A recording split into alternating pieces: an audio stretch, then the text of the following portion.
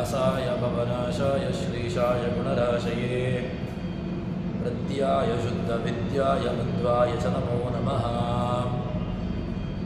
बुद्धिर्बलं यशोधैर्यं निर्भयत्वम् अरोगता अजाड्यं वाक्पटुत्वं च हलो मत्स्मरणात् भवेत्। भवति तनुभवादिडमो कोऽपि वाग्मी जडमतिरपि जन्तुर्जायते प्राज्ञमूलिः। सकलवचनचेतो देवता भारती सा मम वचसि धत्तां सन्निधिं मानसे च। तपो विद्याविरक्त्यादिसद्गुणोऽघाकरानहं वादिराजगुरून् वन्दे हयग्रीवदयाश्रयान्। मिथ्यासिद्धान्तदुर्ध्वान्तविध्वंसनविचक्षणः जयतीर्थाख्यतरणिर्वसतां नोर्दम्भरे। दुर्वादिध्वान्तरवये वैष्णवीन्दीवरेन्दवे श्रीराघवेन्द्रगुरवे नमो अत्यन्तदयालवे। ब्रह्मचर्य हरिप्रीतिसुविद्यावादशालिनः इष्टदान् कष्टहर्तॄन्नः विद्यामान्यान् मुनीन् नुमः। श्रीगुरुभ्यो नमः। ಯಥಾರ್ಥವಾದಂತಹ ಬ್ರಹ್ಮಜ್ಞಾನ ಇದು ಮುಕ್ತಿಗೆ ಸೋಪಾನ. ಏನು ಮಾಡಬೇಕು ಅಂತ ಕೇಳಿದರೆ ಅನಘ ಅಮಲಾನಂತ ಸುಗುಣಗಳ ಗುಣಂದೇ ಗುಣೋಪಾಸನಗೈವ ಮಹಾತ್ಮ. ಯಾರು ಭಗವಂತನನ್ನು ಅನಘ ಅಂತ ಉಪಾಸನೆ ಮಾಡ್ತಾರೆ, ಅಮಲ ಅಂತ ಉಪಾಸನೆ ಮಾಡ್ತಾರೆ, ಅವನಿಗೆ ಏನಾಗ್ತದೆ ಅಂತ ಕೇಳಿದ್ರೆ ಭಗವಂತನಲ್ಲಿರತಕ್ಕಂತಹ ಅನಘ ಎಂಬಂತಹ ಉಪಾಸನೆಯಿಂದಾಗಿ ನಾವು ಕೂಡ ಅನಘರಾಗ್ತೇವೆ. ನಮ್ಮಲ್ಲಿಯೂ ಕೂಡ ದೋಷ ಹೋಗ್ತವೆ. ನಾವು ಕೂಡ ಅನಘರಾಗ್ತೇವೆ. ನಮ್ಮಲ್ಲಿಯೂ ಕೂಡ ದೋಷಾದಿಗಳು ಇಲ್ಲ ಅಂತಾಗಿದೆ. ಅಮರ ಅಂತ ಉಪಾಸನೆ ಮಾಡಿದ್ದರಿಂದಾಗಿ ನಾವು ಕೂಡ ಶುದ್ಧರಾಗ್ತೇವೆ. ನಮ್ಮಲ್ಲಿಯೂ ಕೂಡ ಒಳ್ಳೆಯದ್ದಾದಂತಹ ಗುಣಗಳು ಚಿಂತನೆಗಳು ನಮ್ಮಲ್ಲಿ ಬರ್ತವೆ ಎಂಬುದಾಗಿ ಹೇಳುತ್ತಾರೆ. ಆ ತದುಪಾಸನೆಯನ್ನು ಯಾರು ಮಾಡ್ತಾನೆ, ಆ ಗುಣಗಳ ಉಪಾಸನೆಯನ್ನು ಮಾಡತಕ್ಕಂಥವನಿಗೆ ಅವನು ಮಹಾತ್ಮ, ಧನ್ಯ, ಕೃತಾರ್ಥನಾಗ್ತಾನೆ ಅಂತ ಹೇಳ್ತಾರೆ. ಯಾರು ಈತನಾದಂತಹ ಉಪಾಸನೆಯನ್ನು ಮಾಡ್ತಾರೆ ಅವನು ಕೃತಾರ್ಥನಾಗ್ತಾನೆ ಎಂಬಂತಹ ವಿಚಾರವನ್ನು ನಮಗೆ ತಿಳಿಸಿಕೊಡ್ತಾರೆ. ಅದಾದ ಮೇಲೆ ಮುಂದೆ ಜಗನ್ನಾಥದಾಸರು ಹೇಳ್ತಾರೆ, ವಾಸುದೇವನು ಕರೆಸುವನು ಕಾರ್ಪಾಸನಾಮದಿ ಸಂಘರ್ಷಣನು ವಾಸವಾಗಿಹ ತೂಲದೊಳು ತಂತುಗನು ಪ್ರದ್ಯುಮ್ನ ವಾಸರೂಪ ಅನಿರುದ್ಧ ದೇವನು ಭೂಷಣನು ತಾನಾಗಿ ತೋರ್ಪ ಪರೇಶ ನಾರಾಯಣನೇ ಸರ್ವದ ಮಾನ್ಯಮಾನದನು ಎಂಬುದಾಗಿ ಜಗನ್ನಾಥದಾಸರು ಭಗವಂತನ ರೂಪಗಳನ್ನು, ವಾಸುದೇವಾದಿ ರೂಪಗಳನ್ನು ಇಲ್ಲಿ ಹೇಳ್ತಾರೆ. ಹೇಗೆ ಇದ್ದಾನೆ ಅಂತ ಕೇಳಿದ್ರೆ, ಹತ್ತಿ ವಾಸುದೇವನು ಕರೆಸುವನು ಕಾರ್ಪಾಸನಾಮದಿ. ಭಗವಂತ ವಾಸುದೇವ ರೂಪನಾಗಿ ಅವನು ಹತ್ತಿಯಲ್ಲಿರ್ತಾನಂತೆ. ಕಾರ್ಪಾಸ ಅಂದರೆ ಒಂದು ಬಟ್ಟೆಯಲ್ಲಿ, ವಸ್ತ್ರದಲ್ಲಿ ಭಗವಂತನ ಪಂಚರೂಪವನ್ನು ಉಪಾಸನೆ ಮಾಡಬೇಕು, ತಿಳಿದುಕೊಳ್ಳಬೇಕು ಅಂತ ಹೇಳ್ತಾರೆ. ಎಲ್ಲಿರ್ತಾನೆ ಭಗವಂತ ಅಂತ ಕೇಳಿದ್ರೆ, ಆ ವಾಸುದೇವರಾಮಕನಾಗಿ ಕಾರ್ಪಾಸದಲ್ಲಿ ಅಂದರೆ ಹತ್ತಿಯಲ್ಲಿ ತಾನು ಕಾರ್ಪಾಸನಾಮಕನಾಗಿ. ಹೇಗೆ ಅಂತ ಕೇಳಿದ್ರೆ, ತತ್ರಟ್ವ ತದೇವಾನುಪ್ರಾವಿಶತ ಅಂತ ಎಂಬಂತಹ ಉಕ್ತಿಯಂತೆ ಅವನು ಆಯಾಯ ವಸ್ತುಗಳ ಒಳಗೆ ಹೋಗಿ ಪ್ರವೇಶವನ್ನು ಮಾಡಿ ತತ್ತನ್ನಾಮಕನಾಗಿ, ತತ್ತದ್ರೂಪನಾಗಿ, ತತ್ತತ್ ಕ್ರಿಯಾ ಉಳ್ಳವನಾಗಿ ಅವನದಲ್ಲಿರ್ತಾನೆ ಅಂತ ಹೇಳ್ತಾರೆ. ಅದೇ ರೀತಿಯಾಗಿ ಭಗವಂತ ಏನಾಗ್ತಾನೆ ಅಂತ ಕೇಳಿದ್ರೆ, ಕಾರ್ಪಾಸನಾಮದಿ ಅವನು ಹತ್ತಿ ಅಂತ ಅನಿಸಿಕೊಂಡು ಅಲ್ಲಿ ಕಾರ್ಪಾಸದ ಒಳಗೆ ತಾನು ಹತ್ತಿ ಅಂತ ಅನಿಸಿಕೊಡುತ್ತಾನೆ. ಆ ಕಾರ್ಪಾಸ ಎಂಬುದಾಗಿ ನಾಮಧೇಯ ಉಳ್ಳವನಾಗ್ತಾನೆ. ಅದಾದ ಮೇಲೆ ಸಂಘರ್ಷಣನು ತೂಲದೊಳು, ಈ ತೂಲ ಅಂತ ಹೇಳಿದ್ರೆ ಒಂದು ಹತ್ತಿಯ ರಾಶಿ, ಅದು ಅದರಲ್ಲಿ ಯಾವುದೇ ರೀತಿಯಾಗಿರತಕ್ಕಂತಹ ಹತ್ತಿಯ ಬೀಜಗಳು, ಕಾಳುಗಳು ಅದರಲ್ಲಿರೋದಿಲ್ಲ. ಆ ಶುದ್ಧವಾಗಿರತಕ್ಕಂತಹ ಹತ್ತಿ, ಅದರಲ್ಲಿ ತೂಲದಲ್ಲಿ ಭಗವಂತ ಸಂಘರ್ಷಣನಾಗಿರ್ತಾನೆ. ಇನ್ನು ಅದಾದ ಮೇಲೆ ತಂತುಗನು ಪ್ರದ್ಯುಮ್ನ, ಒಂದು ಬಟ್ಟೆ ಆಗಬೇಕು ಅಂತಾದರೆ ಹತ್ತಿ ಬೇಕು, ಶುದ್ಧವಾಗಿರತಕ್ಕಂತಹ ಹತ್ತಿ ಬೇಕು. ಅದಾದ ಮೇಲೆ ಅದರಲ್ಲಿ ನೂಲುಗಳನ್ನು ಮಾಡಬೇಕು, ತಂತುಗಳಾಗಬೇಕು. ಆ ತಂತುಗಳಲ್ಲಿ ಭಗವಂತ ಪ್ರದ್ಯುಮ್ನ ನಾಮಕನಾಗಿ ಅದರಲ್ಲಿರ್ತಾನೆ.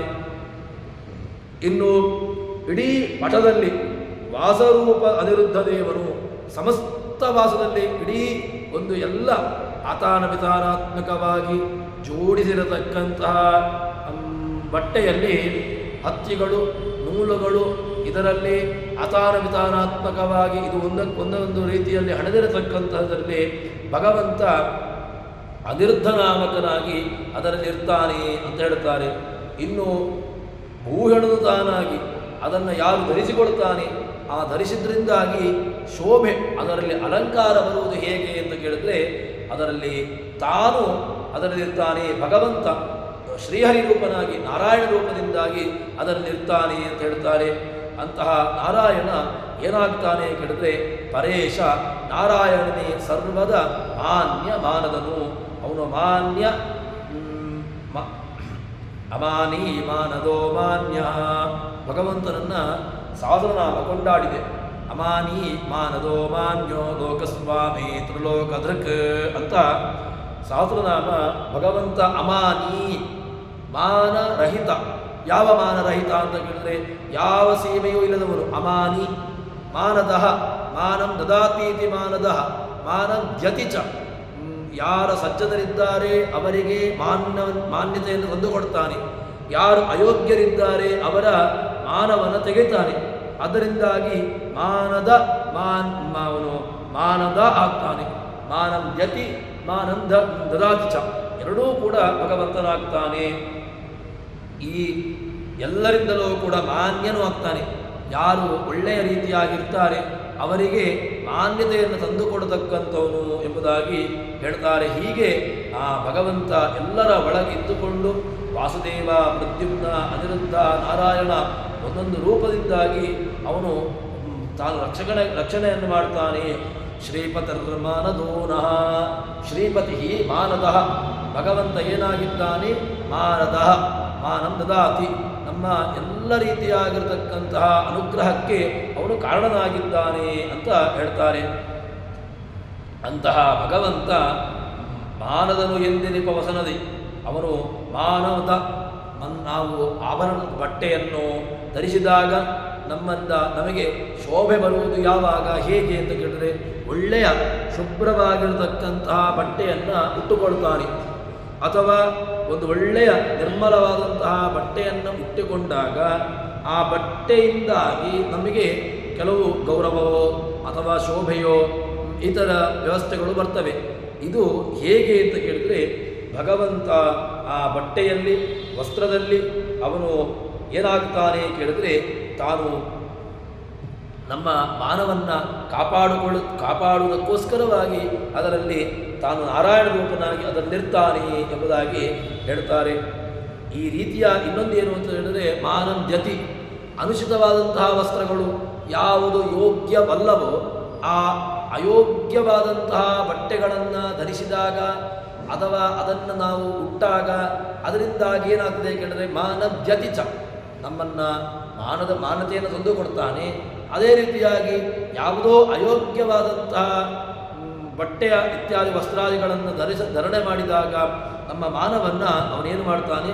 ಅದನ್ನು ತೆಗೀತಾನೆ ಎಂಬುದಾಗಿ ಇಷ್ಟು ನಮ್ಮನ್ನು ಭಗವಂತ ಕಾಪಾಡ್ತಾನೆ.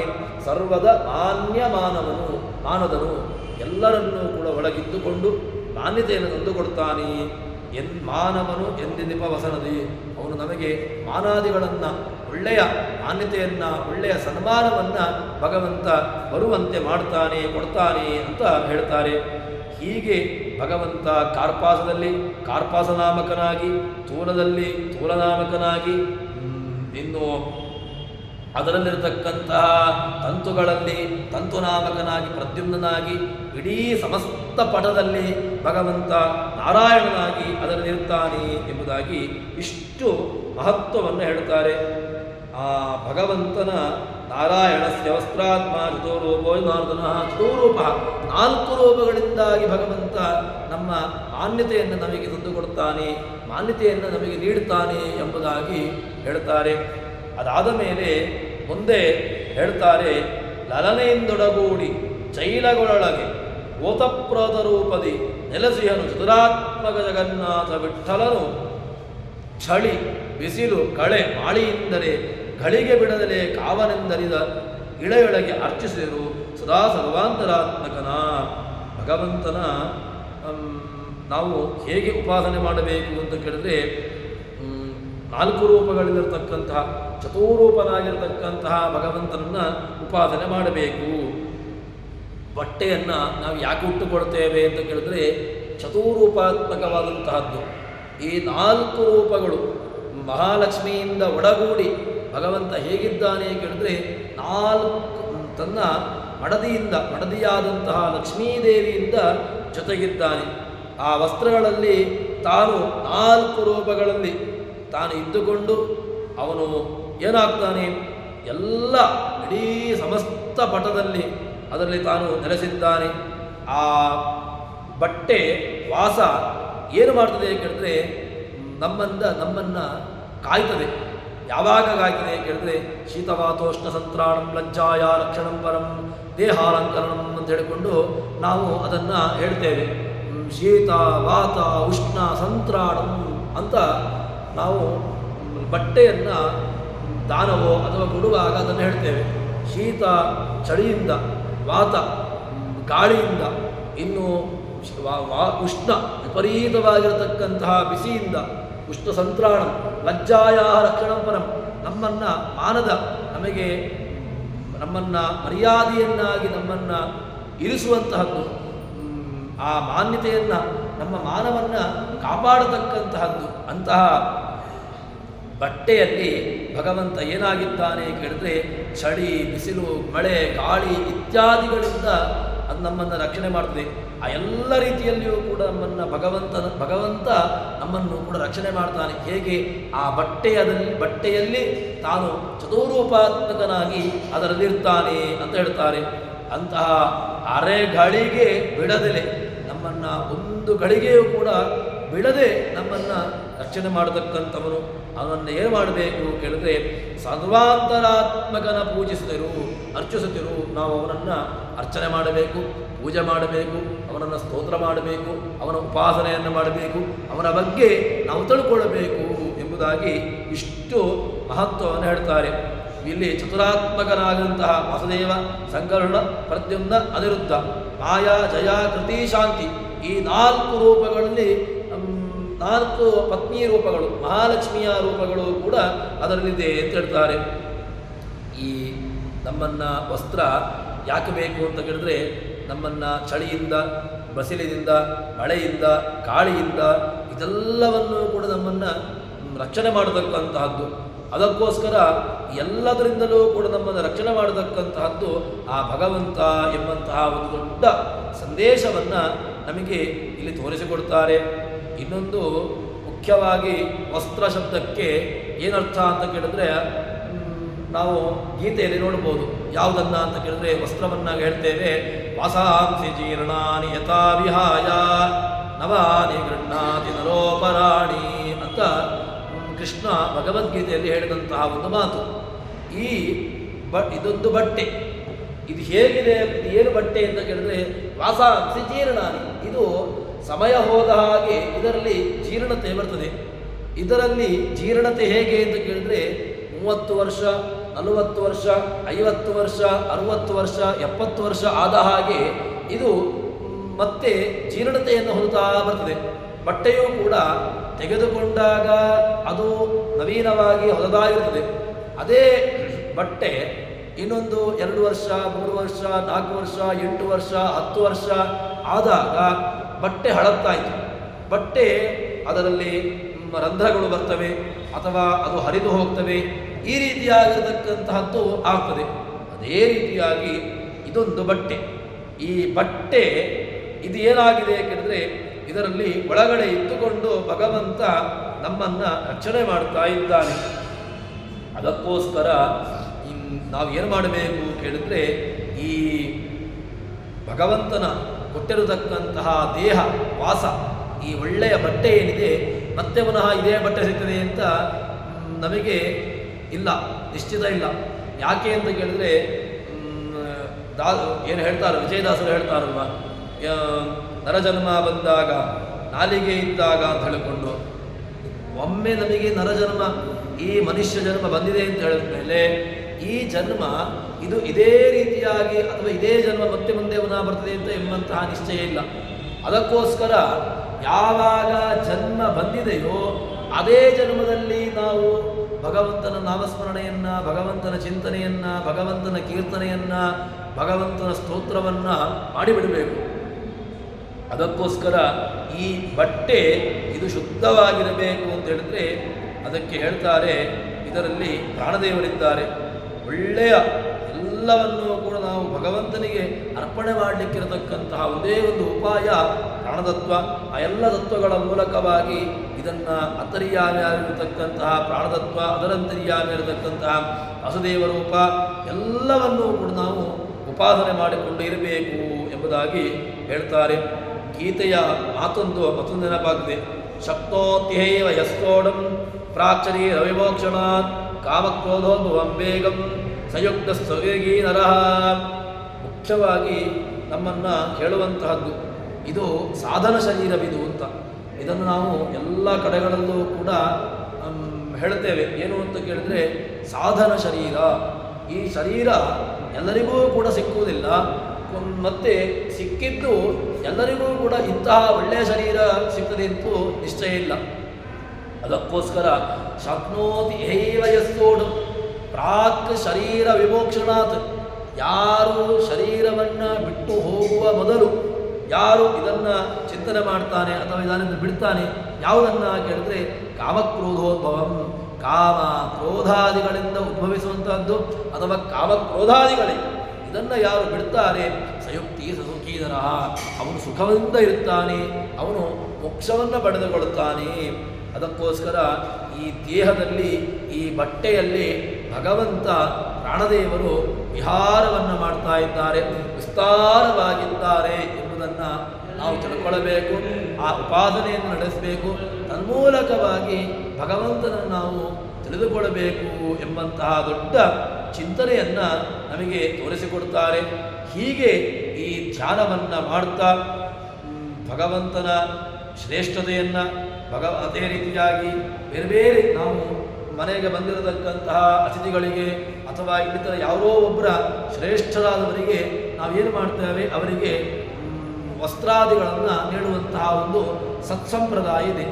ಈ ಸತ್ಸಂಪ್ರದಾಯದಲ್ಲಿ ಏನು ಮಾಡಬೇಕು ಅಂದರೆ ಅದರಲ್ಲಿ ನಾವು ಕೊಡುವಾಗ ಭಗವಂತನ ಚಿಂತನೆ, ಪ್ರಾಣನ ಯಾವುದು ಅನಿರುದ್ಧ, ಪ್ರದ್ಯುಮ್ನ, ಸಂಕರ್ಷಣ, ನಾರಾಯಣ ಇತ್ಯಾದಿ ರೂಪದ ಚಿಂತನೆ, ಭಗವಂತನ ಚತುರೂಪದ ಚಿಂತನೆ, ಪ್ರಾಣದೇವರ ಚಿಂತನೆ, ಇದೆಲ್ಲವನ್ನೂ ಕೂಡ ಯಾರು ನಡೆಸಿಕೊಳ್ತಾನೆ, ಯಾರು ಇಟ್ಟುಕೊಳ್ತಾನೆ ಅವರಿಗೆ ಭಗವಂತನ ಅನುಗ್ರಹ, ಭಗವಂತನ ಪೂರ್ಣವಾಗಿರತಕ್ಕಂತಹ ಶ್ರೀರಕ್ಷೆ ಅವನಿಗೆ ಲಭಿಸ್ತದೆ ಎಂಬುದಾಗಿ ಹೇಳ್ತಾರೆ. ಹೀಗೆ ನಮಗೆ ದೊಡ್ಡದಾದಂತಹ ಒಂದು ಚಿಂತನೆಯನ್ನು ಈ ಧ್ಯಾನ ಪ್ರಕ್ರಿಯೆ ಶ್ವಾಸಸಂಧಿಯಲ್ಲಿ ಭಗವಂತನ ಚಿಂತನೆಯನ್ನು, ಭಗವಂತನ ಒಂದು ಉತ್ಕೃಷ್ಟತಮವಾಗಿರತಕ್ಕಂತಹ ವ್ಯಾಪಾರವನ್ನು ನಮಗೆ ತಿಳಿಸಿಕೊಡ್ತಾರೆ. ಆ ರೀತಿಯಾಗಿ ಭಗವದ್ ಉಪಾಸನೆಯನ್ನು ನಡೆಸಬೇಕು.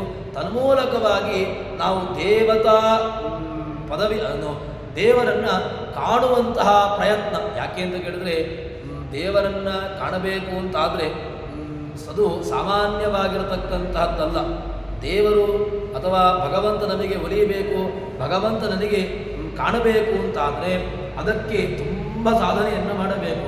ಹೇಗೆ ಅಂತ ಕೇಳಿದರೆ ತಾನು ಇಷ್ಟೆಲ್ಲ ಸಾಧನೆಯನ್ನು ಮಾಡಿಕೊಂಡು ತಾನು ಅದಕ್ಕೆ ಬೇಕಾಗಿರತಕ್ಕಂತಹ ಎಲ್ಲ ಕಷ್ಟವನ್ನು ತಾನು ದೇಹದಲ್ಲಿ ಚಳಿ, ಕೆಲವು ಈ ಮಾಘ ಮಾಸ ನಮಗೆ ಆರಂಭದಲ್ಲಿ ಚಳಿಯಲ್ಲಿ ಗೊತ್ತಾಗ್ತದೆ.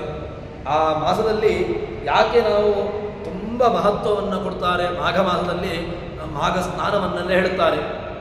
ಕಾರ್ತೀಕ ಸ್ನಾನ, ಮಾಘ ಸ್ನಾನ, ಇದೆಲ್ಲವೂ ಕೂಡ ಸ್ನಾನಗಳು ಯಾಕೆ ಮಹತ್ವವನ್ನು ಪಡೆದುಕೊಂಡಿದೆ ಕೇಳಿದ್ರೆ, ದೇಹದಲ್ಲಿರತಕ್ಕಂತಹ ಯಾವುದೋ ಕ್ಷುದ್ರೋಪದ್ರವಗಳನ್ನು ಬಿಟ್ಟು, ಕ್ಷುದ್ರೋಪದ್ರವಗಳನ್ನು ಕಾಣತಕ್ಕಂತಹ ಚಳಿ ಅಥವಾ ಮಳೆಯೋ ಅಥವಾ ಇಲ್ಲದ್ರೆ ಏನು ಹೊರಗಿನಿಂದ ಬಾಯಿರತಕ್ಕಂತಹದ್ದು ಅಂತ ಏನಿದೆಯೋ ಅದೆಲ್ಲವನ್ನೂ ಕೂಡ ಬಿಟ್ಟು ಭಗವಂತನನ್ನು ಕಾಣುವಂತಹ ಪ್ರಯತ್ನ, ಭಗವಂತನನ್ನು ಕಾಣಲಿಕ್ಕೋಸ್ಕರವಾಗಿ ಯಾರು ಸಾಧನೆಯನ್ನು ಮಾಡ್ತಾನೆ, ಅದಕ್ಕಿಂತ ಮೊದಲು ಅಂತ ಹೇಳಿದ್ರೆ ಈ ಎಲ್ಲವನ್ನೂ ಕೂಡ ನಮ್ಮಲ್ಲಿ ದೇಹವನ್ನು ಬಾಧಿಸತಕ್ಕಂತಹ ಕಾಮ ಕ್ರೋಧಾದಿಗಳು ಅದೆಲ್ಲವನ್ನು ಬಿಟ್ಟಾಗ ಭಗವಂತ ನಮಗೆ ತನ್ನನ್ನು ತಾನು, ತನ್ನ ರೂಪವನ್ನು, ತನ್ನ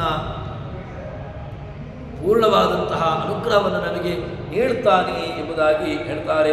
ಅದಕ್ಕೋಸ್ಕರ ವೇದವಾದೋಹಿತ ಸಾಧಾರಣವಲ್ಲ, ಪಾದಭಜನೆ ಇತ್ತು. ಜಗನ್ನಾಥ ವಿಠಲನ ಹೇಳ್ತಾರೆ, ಜಗನ್ನಾಥ ವಿಜಯದಾಸರು ಭಗವಂತನ ಒಂದು ರೂಪದ ಚಿಂತನೆಯನ್ನು, ವೇದವಾದೋಹಿತ ಜಗನ್ನಾಥ ವಿಠಲ, ವೇದವಾದ ಭಗವಂತನನ್ನು ತಿಳ್ಕೊಳ್ಳುವುದು ಯಾವುದು ಅಂತ ಕೇಳಿದ್ರೆ ವೇದಾಂತಕೃತ್ ವೇದ ವಿದೇವಚ, ವೇದಾಂತಕೃತ ವೇದವಿದ್, ನಾನು ವೇದದಿಂದೇ ತಿಳ್ಕೊಳ್ಳಿಕ್ಕೆ ಯೋಗ್ಯ ಅಂತಹ ವೇದಗಳ ಮೂಲಕವಾಗಿ, ವೇದಾಂತಗಳ ಮೂಲಕವಾಗಿ ಅವನನ್ನು ತಿಳ್ಕೊಳ್ಳಬೇಕು ಎಂಬಂತಹ ವಿಚಾರವನ್ನು ಈ ಸಂಧಿಯಲ್ಲಿ ನಮಗೆ ಶ್ವಾಸ ಸಂಧಿ ಅಂತ ಹೇಳಿಕೊಂಡು ಆ ಸಂಧಿಯಲ್ಲಿ ಭಗವಂತನ ವಿಸ್ತೃತವಾದಂತಹ ಚಿಂತನೆ, ವಿಸ್ತೃತವಾದಂತಹ ರೂಪದ ಚಿಂತನೆಯನ್ನು ನಮ್ಮ ಮುಂದೆ ಜಗನ್ನಾಥದಾಸರು ತೆರೆದಿಡುತ್ತಾರೆ. ಅದನ್ನು ಪೂರ್ಣವಾಗಿ ನಮಗೆ ತೋರಿಸಿಕೊಡುತ್ತಾರೆ. ಮುಂದಿನ ಸಂಧಿಯ ನಾಮ ಏನು ಅಂತ ಕೇಳಿದ್ರೆ ಅದು ದತ್ತ ಸ್ವಾತಂತ್ರ್ಯ ಸಂಧಿ ಅಂತ ಜಗನ್ನಾಥದಾಸರು ಮಾಡುತ್ತಾರೆ. ಇದರ ಹೆಸರಿನಲ್ಲಿ ಏನಾಗ್ತಿದೆ ಕೇಳಿದ್ರೆ ನಮಗೆ ಒಂದು ಸಂದರ್ಭದಲ್ಲಿ ಅರ್ಥ ದತ್ತ ಸ್ವಾತಂತ್ರ್ಯ, ಜೀವನಿಗೆ ಕೊಡಲ್ಪಟ್ಟಂತಹ ಸ್ವಾತಂತ್ರ್ಯ ಎಂಬಂತಹ ಅರ್ಥ ಬರ್ತದೆ. ಆದರೆ ವಾಸ್ತವಿಕವಾಗಿ ಆ ಅರ್ಥ ಅಲ್ಲ. ಕೊಡಲ್ಪಟ್ಟಂತಹ ಸ್ವಾತಂತ್ರ್ಯ ಇಲ್ಲವೇ ಇಲ್ಲ. ಭಗವಂತ ನಮಗೆ ಏನು ಸ್ವಾತಂತ್ರ್ಯವನ್ನು ಕೊಟ್ಟಿಲ್ಲ. ಆದರೂ ಕೂಡ ಅವನ ಪ್ರೇರಕೆ ಅವನೇನು ಮಾಡ್ತಾನೆ, ಸ್ವಾತಂತ್ರ್ಯದ ಭ್ರಮೆ ನಮಗೆ ಅಷ್ಟೇ. ವಾಸ್ತವಿಕವಾಗಿ ಸ್ವಾತಂತ್ರ್ಯ ನಮಗೆ ಇಲ್ಲವೇ ಇಲ್ಲ. ಆ ಸ್ವಾತಂತ್ರ್ಯ ಅದು ಪೂರ್ಣವಾಗಿರತಕ್ಕಂತಹ ಗುಣ ಅದು ಭಗವಂತನದ್ದು. ಸ್ವತಂತ್ರಂ ಅಸ್ವತಂತ್ರಂಚ ದ್ವಿವಿಧಂ ತತ್ವವಿಷ್ಯತೆ, ಸ್ವತಂತ್ರೋ ಭಗವಾನ್ ವಿಷ್ಣು ಭಾವ ಭಾವೋ ದ್ವಿಧೇತರತ್ ಅಂತ ಹೇಳ್ತಾರೆ. ಆ ಸ್ವತಂತ್ರ ತತ್ವ ಅದು ಭಗವಂತ. ಅಂತಹ ಸ್ವತಂತ್ರ ತತ್ವನ ಉಳ್ಳಂತಹ ಭಗವಂತ ಅವನು ಮುಖ್ಯನಾಗಿರತಕ್ಕಂಥವನು ಎಂಬುದಾಗಿ ಹೇಳ್ತಾರೆ. ಅಂತಹ ಭಗವಂತ ದತ್ತ ಸ್ವಾತಂತ್ರ್ಯ, ನಮಗೆ ಸ್ವಾತಂತ್ರ್ಯ ಎಂಬುದು ಪೂರ್ಣವಾಗಿಲ್ಲ. ಅದು ನಮ್ಮನ್ನು ಏನು ಮಾಡ್ತಾನೆ, ಕೆಲವೊಂದಷ್ಟು ಕಡೆಗಳಲ್ಲಿ ಸ್ವಾತಂತ್ರ್ಯದ ಅಭಿವ್ಯಕ್ತಿಯನ್ನು ಮಾಡುವಂತೆ ಮಾಡ್ತಾನೆ ಅಷ್ಟೇ. ವಾಸ್ತವಿಕವಾಗಿ ಸ್ವಾತಂತ್ರ್ಯ ಇಲ್ಲ. ಆದರೂ ಕೂಡ ನಮಗೆ ಸ್ವಾತಂತ್ರ್ಯದ ಸಾಮರ್ಥ್ಯ ಕೆಲವು ಸಂದರ್ಭದಲ್ಲಿ ತನ್ನ ಸಾಮರ್ಥ್ಯವನ್ನು ಗೊತ್ತುಪಡಿಸ್ತಾನೆ ಅಂತ ಹೇಳ್ತಾರೆ. ಆರಂಭದಲ್ಲಿ ಹೇಳ್ತಾರೆ ಜಗನ್ನಾಥದಾಸರು, ಸ್ವಗತ ಸ್ವಾತಂತ್ರ್ಯ ಗುಣವ ಹರಿ ತೆಗೆದು ಬ್ರಹ್ಮಾದ್ಯರಿಗೆ ಕೊಟ್ಟು ದ ಭೃಗು ಮುನಿಪ ಹೇಳಿದನು ಇಂದ್ರದ್ಯುಮ್ನ ಕ್ಷಿತಿಪನಿಗೆ. ಈ ವಿಚಾರವನ್ನು ಹೇಳ್ತಾರೆ. ಭಗವಂತ ಏನು ಮಾಡ್ತಾನೆ ಕೇಳಿದ್ರೆ, ಭೂಮಿಯಲ್ಲಿ ಒಂದಷ್ಟು ಜನರಿಗೆ ಸ್ವಾತಂತ್ರ್ಯವನ್ನು ಕೊಡ್ತಾನಂತೆ. ಸ್ವಾತಂತ್ರ್ಯ ಗುಣವನ್ನು ತೆಗೆದು ಯಾರಿಗೆ, ಬ್ರಹ್ಮ ಮೊದಲಾದಂತಹ ಜೀವರಾಶಿಗಳಿಗೆ ಕೊಡ್ತಾನೆ, ಕೊಟ್ಟ ಎಂಬುದಾಗಿ ಈ ವಿಚಾರವನ್ನು ಹೇಳ್ತಾರೆ. ದತ್ತ ಸ್ವಾತಂತ್ರ್ಯವೆಂಬೋ ಇದೆ ಜೀವರಿಗೆ ಸತ್ಯಸಂಕಲ್ಪ ವಿಜಯ ವಿಠ್ಠಲಿನಿಂದ ದತ್ತ ಸ್ವತಂತ್ರ ಶ್ರುತಿಗೆ ವಿರೋಧವಾಗದಂತೆ ಸತ್ಕರ್ಮವಾಚರಿಸುವರು ಜನವಿಹಿತಾರ್ಥ ಹತ್ತಿದ ಪ್ರಾರಬ್ಧ ಭೋಕ್ತನಿಗೆ ಕೇಳು ಎತ್ತಣದೋ ಬಾಪುಣ್ಯ ವಿಚಾರಿಸಿ ಕೀರ್ತಿದಂದು ಕೊಡುವ ಇವರಿಗೆ ಕಮಲೇಶ. ಭಗವಂತ ಏನು ಮಾಡ್ತಾನೆ ಕೇಳಿದ್ರೆ, ಅವರವರಿಗೆ ಸ್ವಾತಂತ್ರ್ಯದ ಒಂದು ಕೊಟ್ಟಂತೆ ವಾಸ್ತವಿಕವಾಗಿ ಸ್ವಾತಂತ್ರ್ಯ ಇಲ್ಲ. ಸ್ವಾತಂತ್ರ್ಯ ಶ್ರುತಿಗೆ ಯಾವುದೇ ಒಂದು ಶ್ರುತಿಗೆ ವಿರೋಧ ಬಾರದೇ ಇರತಕ್ಕಂತಹದ್ದು. ಸ್ವಾತಂತ್ರ್ಯ ಅಂತ ಹೇಳಿದ್ರೆ ಭಗವಂತನಿಗೆ ಸ್ವಾತಂತ್ರ್ಯ ಇಲ್ಲ. ಆದರೂ ಭಗವಂತ ಜೀವರಾಶಿಗಳಿಗೆ ಸ್ವಾತಂತ್ರ್ಯವನ್ನು ಕೊಟ್ಟಿಲ್ಲ. ಮತ್ತೆ ಸ್ವತಂತ್ರ ಏನು ಮಾಡ್ತಾನೆ, ಒಂದಷ್ಟು ಅವರಿಗೆ ಆ ಗುಣಗಳನ್ನು ಕೊಟ್ಟಂತೆ ಮಾಡಿ ತಾನು ಪೂರ್ಣವಾಗಿರತಕ್ಕಂತಹ ಕಂಟ್ರೋಲ್ ನಿಯಾಮಕ ಯಾರು ಕೇಳಿದ್ರೆ ಅವನೇ. ಅದರಿಂದ ಅದನ್ನು ವಿಚಾರವಾಗಿ ಹೇಳ್ತಾರೆ. ಪರಮ ವಿಷ್ಣು ಸ್ವತಂತ್ರ ಮಾಯಾ ತರುಣಿ ವಕ್ಷಸ್ಥಳ ನಿವಾದಿನಿ ಸರಸಿಜೋದ್ಭವ ಪ್ರಾಣರೀರುವರು ಸಚಿವರೆನಿಸುವರು ಸರ್ವಕರ್ಮಗಳಲ್ಲಿ ತತ್ಪ್ರಿಯ ಉರಗಭೂಷಣ ಅಹಂಕೃತಿ ಪ್ರಿಯ ಕರೆಸುವರು ಅಮರೇಂದ್ರಾರ್ಕ ಇಂದ್ರರೆಬೆರೆಸುವರು.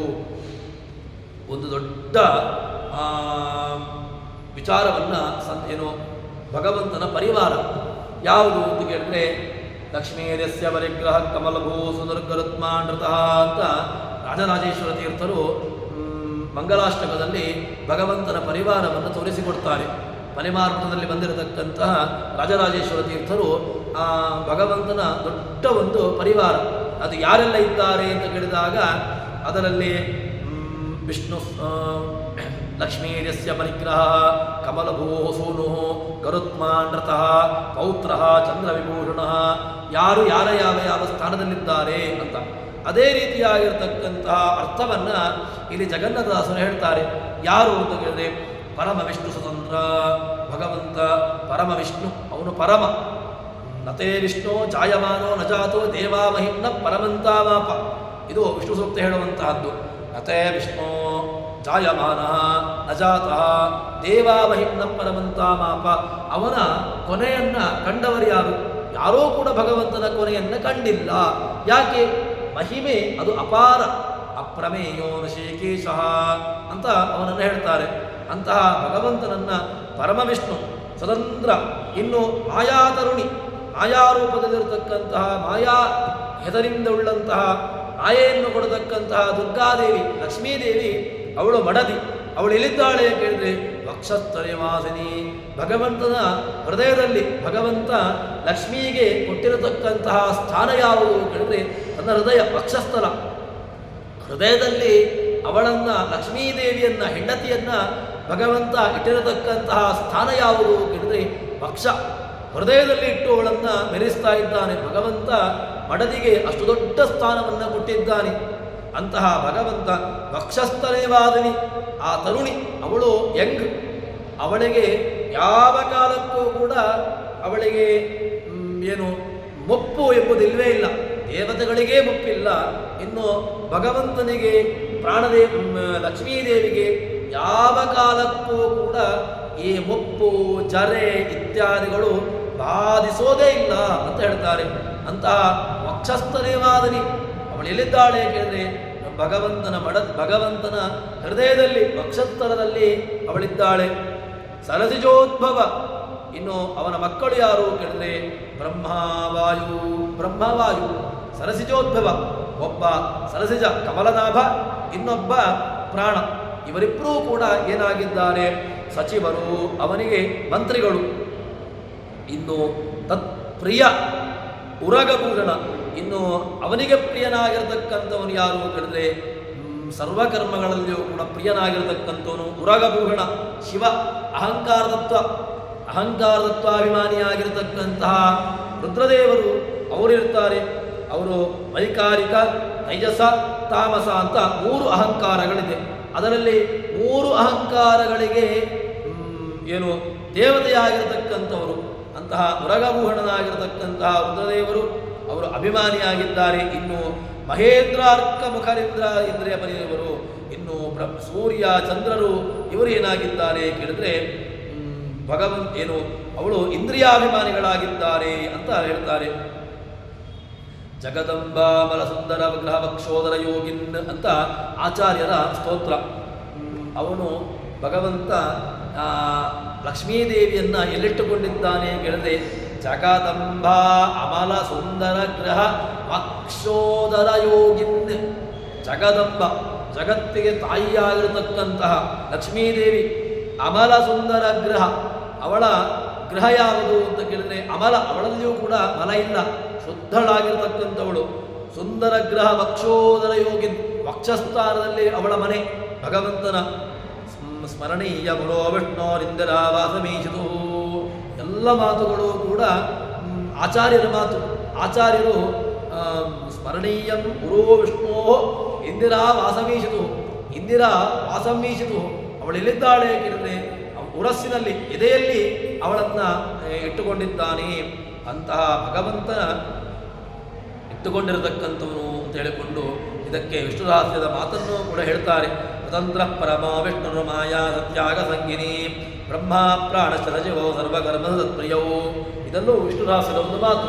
ವಿಷ್ಣು ರಹಸ್ಯದಲ್ಲಿ ಏನು ಹೇಳ್ತಾರೆ ಕೇಳಿದ್ರೆ, ಸ್ವತಂತ್ರ ಪರಮೋ ವಿಷ್ಣು, ಪರಮನಾಗಿರತಕ್ಕಂತಹ ವಿಷ್ಣು ಅವನು. ಮಾಯಾ ನಸ್ಯ ಅಂಗಸಂಗಿನಿ, ಮಾಯಾಪತಿಯಾಗಿರತಕ್ಕಂತಹ ಲಕ್ಷ್ಮೀದೇವಿ ಅಂಗಸಂಗವುಳ್ಳವಳು.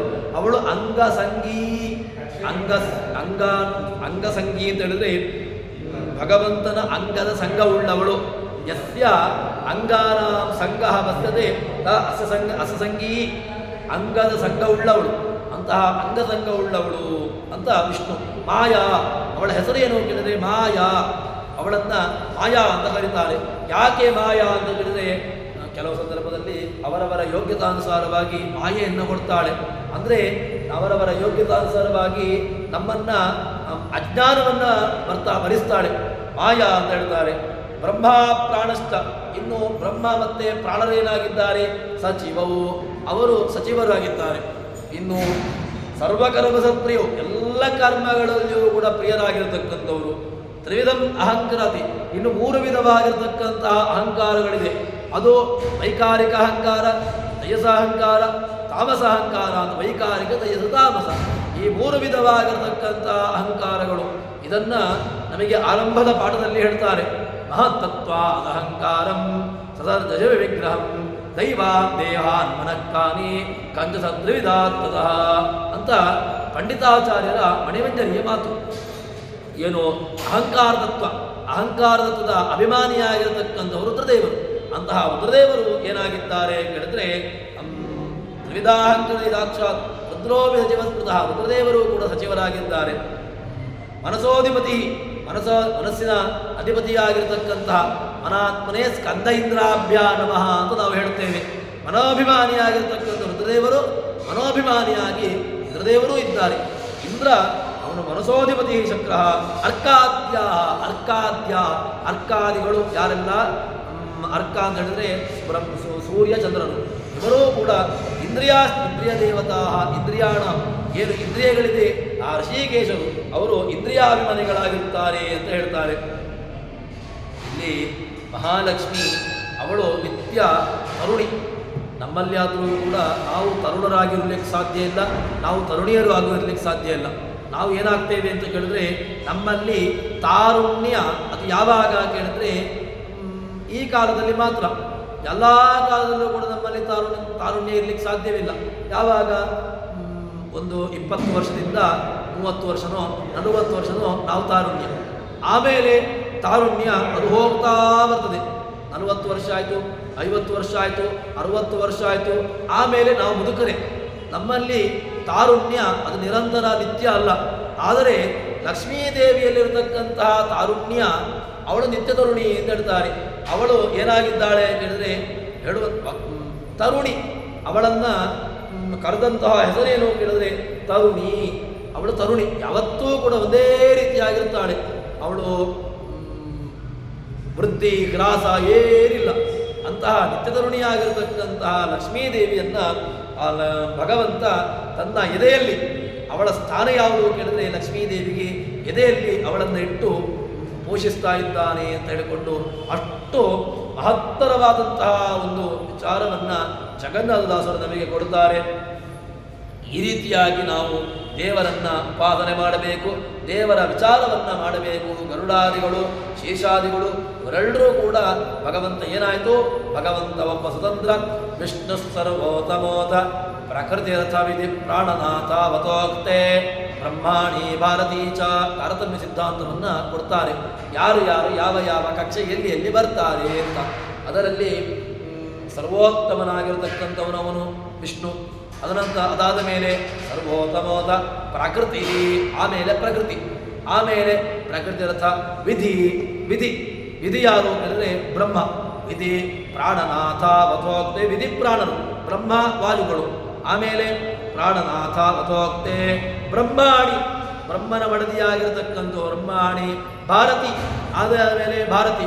ದ್ವಿಜ ಪಾಣಿ ಪ ಮೃಡಾಷ್ಟ. ದ್ವಿಜ 2 ಬಾರಿ ಹುಟ್ಟುವವನು, ಗರುಡ, ಶೇಷ, ರುದ್ರಾದಿಗಳು, ದ್ವಿಜ, ಫಣೀಪ, ಮೃಡಾಶ್ಚ, ಮದುವೆ ರುದ್ರದೇವರು. ಹೀಗೆ ಒಂದು ದೊಡ್ಡ ಸಿದ್ಧಾಂತವನ್ನು ಹೇಳಿಕೊಂಡು ಬರ್ತಾರೆ. ಅದರಿಂದ ಏನಾಯಿತು, ಭಗವಂತ ಒಬ್ಬ ಸ್ವತಂತ್ರ, ಅವನ ಮಡದಿ.